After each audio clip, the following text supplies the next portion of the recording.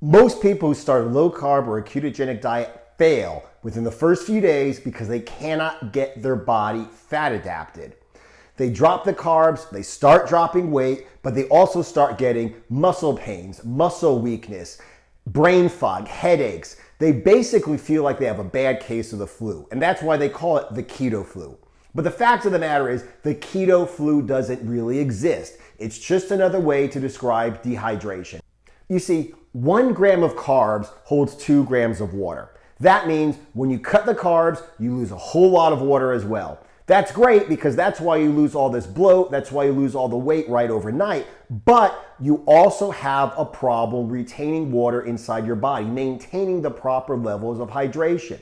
And since you're not having carbs anymore, you need to replace them with something else that will help you retain the water, and that something else is called electrolytes. Everybody needs electrolytes. You need electrolytes to be healthy. But if you're going low carb, you need even more electrolytes, or no matter how much you drink, you're always going to be dehydrated because you're not going to have anything in your body to help you retain that water.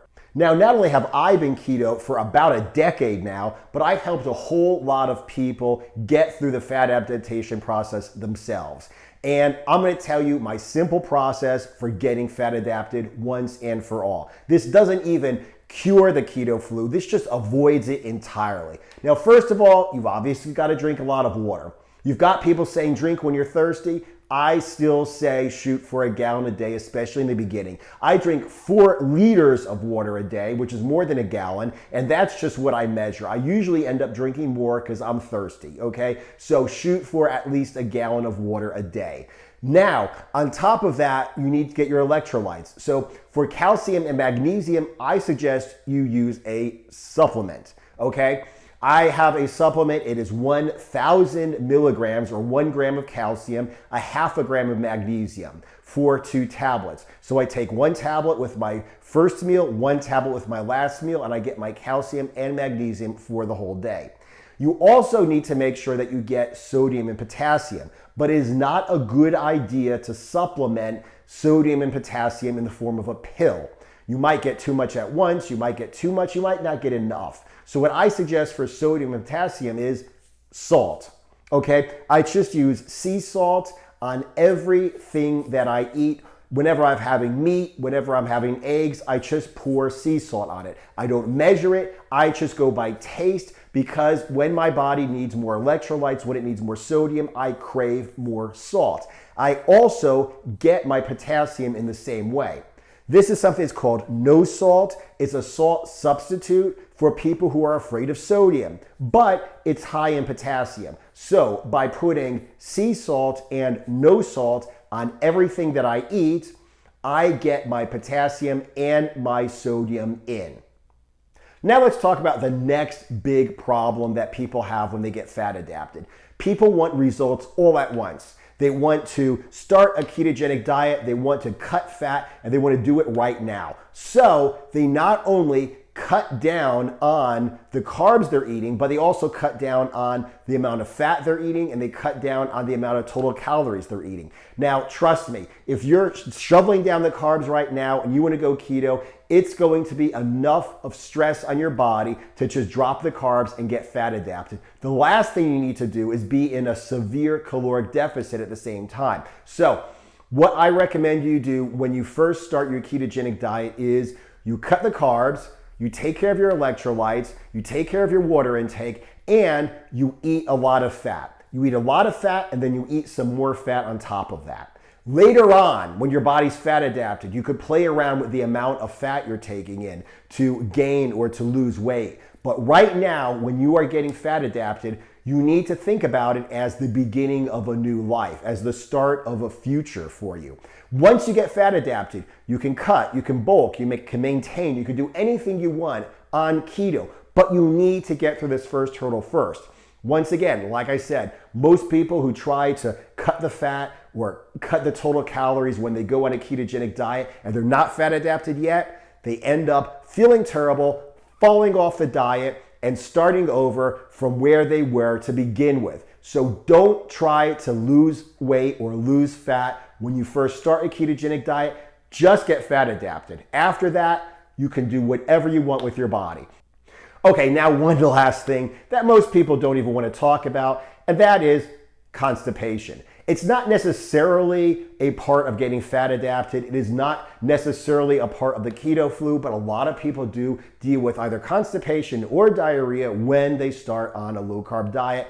And the fact is you just need fiber. Most people, when they eat carbs, don't get in enough fiber. A little bread here, maybe a little pasta there, and they think that's good. It's not. Now, when you go on a ketogenic diet, you certainly should be eating salads. You certainly should be eating vegetables, but you need to make sure you get a baseline in. And the baseline that I get is through a sugar-free psyllium husk fiber supplement.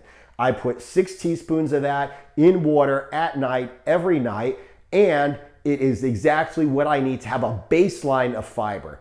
Do I eat vegetables? Of course. Do I eat salads? I love salads, but win, lose, or draw, if I don't eat my salad today, or if I don't eat 2 salads today, or if I'm on the road in a hotel room and I don't have time, I always get in a baseline of fiber enough to make me feel good when I take my psyllium husk fiber supplement.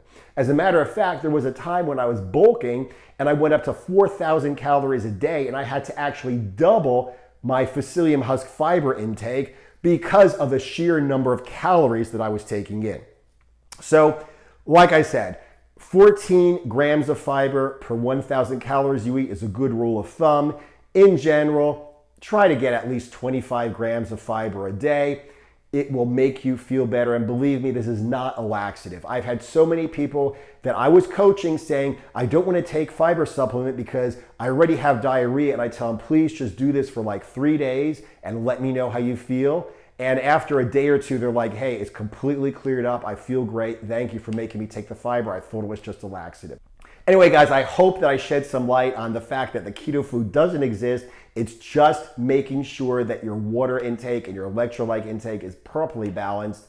If you want me to walk you through not just getting fat adapted, but how to cut, how to bulk, how to maintain on a low carb diet, on how to use weighted calisthenics or body weight calisthenics to build muscle, on how to use explosive cardio to burn fat and to strengthen your heart and lungs, you need to check out the Raw Strength and Muscle Brotherhood.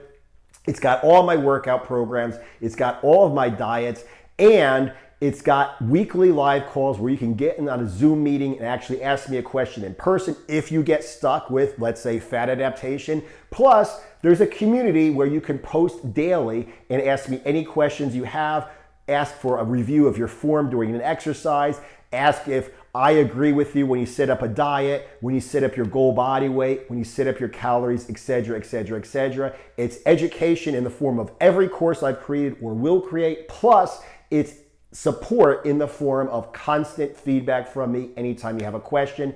rsambrotherhood.com. Check it out. It's $1 for 7 days. If you don't like it, let me know. You'll never get charged again. But if you do, you will get cheap, ongoing coaching directly from me at a much better price than if I were to do one-on-one training with you.